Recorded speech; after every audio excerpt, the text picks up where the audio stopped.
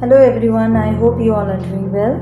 So let me introduce myself. I am dietitian Vijay Mukherjee, the founder of RB Diet Clinic, and today I am here to discuss about with you all regarding some interesting myths and facts regarding the soy protein consumption. Like as we know that Midas Soy Nutritions has come up with so much wide variety of soy products, be it soy milk, be it tofu, or be it the other soy products.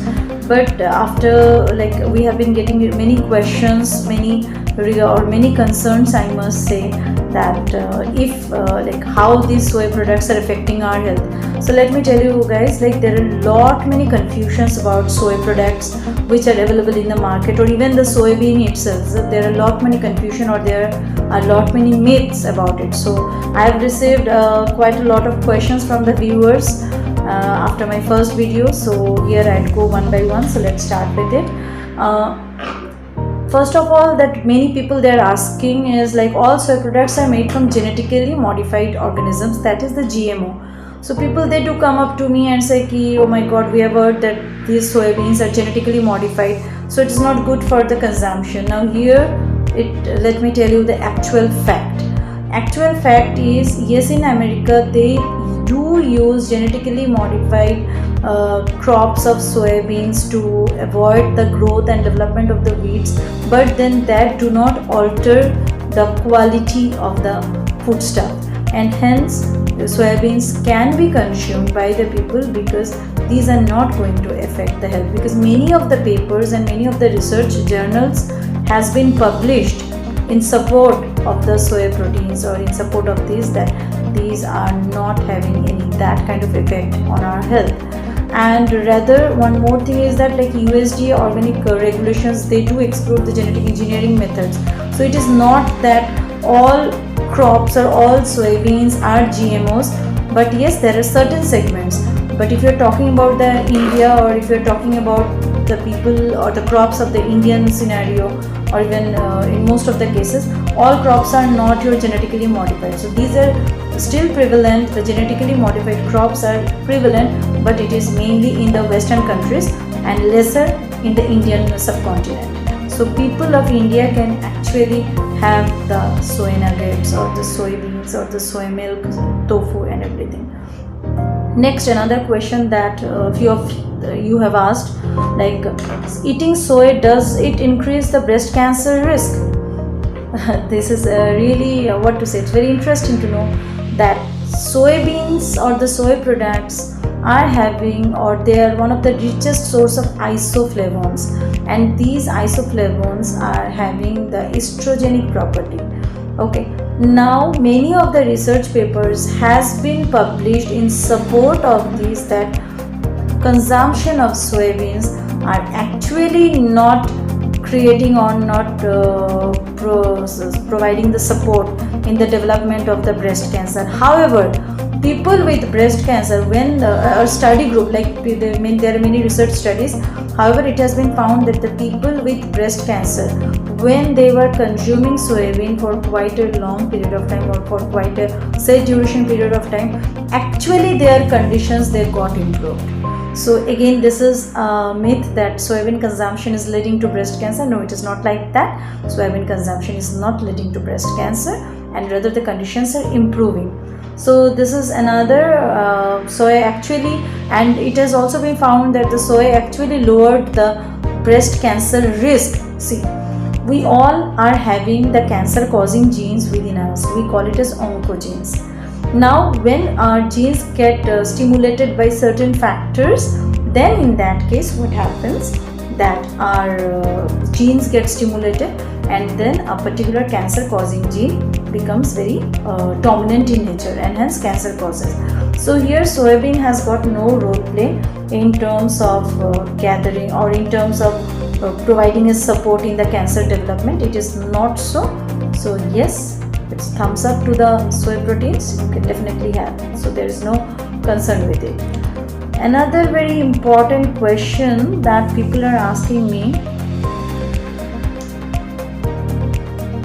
it is oh yes, another thing is let me tell you from the physiological point of view before I move to the next question, that is estrogens are actually they are cancer preventive. So it is not that estrogen is making you develop the breast cancer. It is not like that. And one most important thing is, these experiments of developing breast cancer and everything were done on the animals. The way animals do metabolize the soy products or the soybeans in our body, it is not same in case of the human beings.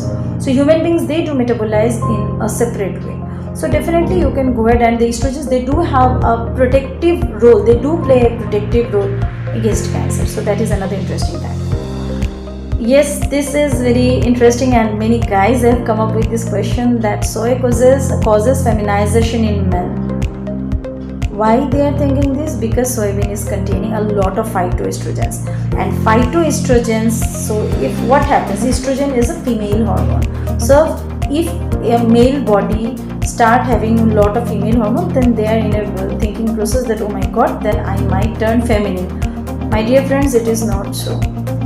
Again, these experiments were done on the rats, on the animals, but not on the human beings. However, there are many research papers that has been published. There are many research groups who have showed that these phytoestrogens, the consumption of phytoestrogen from soybean, is actually not leading to the femininity or the feminine development in the men. So yes, you can have soybeans. So there is absolutely not, this is not a concern. So there are many randomized control trial or the randomized studies also. Another question that people have come up with is like, soy-based infant formula, can it disrupt growth and reproductive development? Not at all. The answer is not at all. You know why? Because the soy protein, though if I compare it with the human milk, then definitely human breast milk is the number one. But if I compare it with other animal proteins, with other animal milk, be it the cow milk, be it buffalo milk, or be it goat milk, then I must say that soy milk is at par or much better than the cow milk or buffalo milk, because the cow milk or buffalo milk are also containing a lot of saturated fats, but soy milk is not having the saturated fats.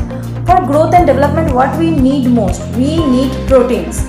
And which proteins are very important for our growth and development? Proteins which are containing all the 10 essential amino acids. Amino acids are the building blocks of proteins.